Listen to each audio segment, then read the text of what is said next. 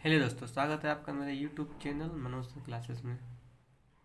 तो आज हम जानने वाले हैं कि बोर्ड में गणित की कॉपी यानी कि मैथ की कॉपी कैसे लिखें जिससे एग्जामिनर हमको पूरे पूरे नंबर दे दे। ठीक है, आपको पता होना चाहिए कि जो हमारा बोर्ड का पेपर होता है वो दो खंडों में होता है। ठीक है, ये देखिए लास्ट ईयर का पेपर है। ठीक है, इसमें देखिए दो खंड दिए हुए हैं हमको। एक प्रश्न पत्र में आ और बा दो खंड दिए हैं। आ में 20 बहुविकल्पी प्रश्न होते हैं जो OMR पे उत्तर लिखने होते हैं नीले या काले बॉल पॉइंट से। ठीक है, इसके अलावा जो खंड बा होता है, ठीक है, उसमें 50 अंक के लिखने वाले क्वेश्चन होते हैं। ठीक है, तो इसको कैसे लिखते हैं ये हम आपको बताते हैं। जैसे कि मान लीजिए खंड बा, अब एक को तो लिखना नहीं है, आ को, तो आ को उसी में फिलअप हो जाएगा। तो खंड बा लिखेंगे, खंड बा का प्रश्न संख्या डालेंगे जो भी करना है। जैसे हमने यहाँ पे 1 लिया था तो प्रश्न संख्या 1 लिखा और प्रश्न संख्या 1 का पहला क्वेश्चन यानी कि ए। ठीक है, अब इसे ए में हमको कहा था, क्वेश्चन हमारा था कि √2 एक अपरिमेय संख्या ये प्रूफ करिए।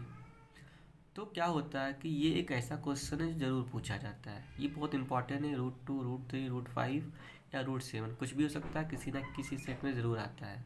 ठीक है, तो इसको लिखने का देखिए ये फॉर्मेट होता है। अगर आप इस ढंग से, ठीक है, पूरे के पूरे क्वेश्चन को अगर सॉल्व करते हैं, ठीक है, तो एग्जामिनर एक भी नंबर आपका नहीं काटेगा। देखिए, ठीक है, ये जहाँ पे स्टेटमेंट लिखना उस पे आप स्टेटमेंट जरूर लिखेंगे, है ना। इसी तरीके से देखिए ये क्वेश्चन खंड बा का ही प्रश्न संख्या 1 का, ये खंड संख्या बा का प्रश्न संख्या 1 का ही बी वाला पार्ट है। इसमें हमको त्रिज्य खंड का क्षेत्रफल निकालना था जैसे। ठीक है, तो जो दिया होगा पहले हम क्वेश्चन में लिख लेंगे। त्रिज्या दी होती है, त्रिज्या लिख ली, कोण दिया है, कोण लिख लिया। त्रिज्य खंड का क्षेत्रफल का फार्मूला लिख लेंगे। अगर आप इतना लिख देते समझ लीजिए एग्जामिनर आपको आधे नंबर जरूर दे देगा। ठीक है, अब फार्मूला लिखने के बाद जो वैल्यू दी होती है वो मान पुट कर देंगे। पाई का मान आपको वहाँ पे दिया रहेगा, ये तो 22/7 कहेगा या 3.14, जो कहेगा वो आप लिखोगे। फिर आर की वैल्यू कितनी है, 12 है, आर का स्क्वायर है ना, 12 × 12, और थीटा की वैल्यू 60 है, तो और नीचे 360 लिख देंगे। ठीक है, अब इसको सॉल्व करेंगे। 0 0 कट गया, 6 1 जा 6, 6 जा 36 और 6 2 जा 12 कट गया। बचा हुआ नंबर ऊपर लिखेंगे और मल्टीप्लाई करेंगे।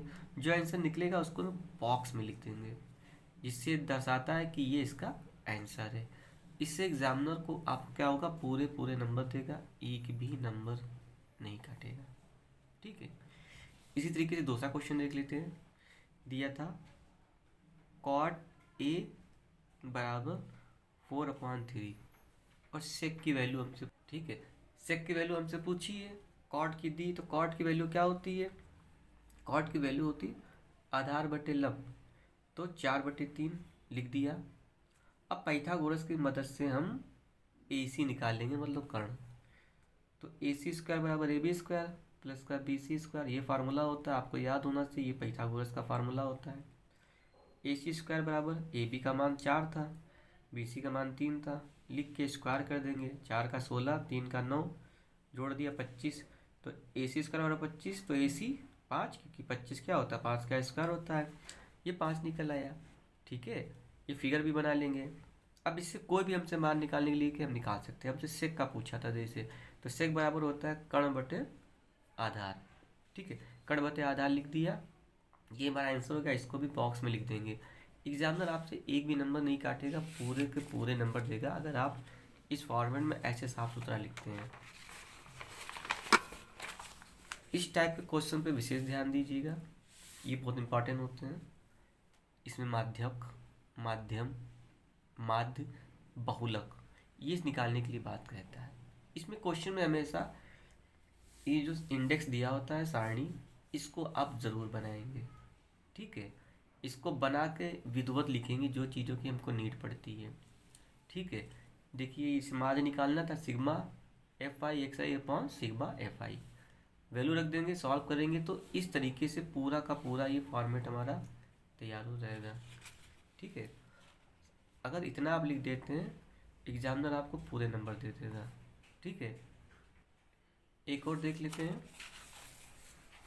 इसी तरीके से प्रॉपर आप लिखते रहेंगे। जैसे प्रश्न संख्या 2, अब 2 का सॉल्व करना था तो प्रश्न संख्या 2 डाल देंगे, उसका क्वेश्चन ए बी जो आप करना चाहते बी किया तो बी लिख दिया।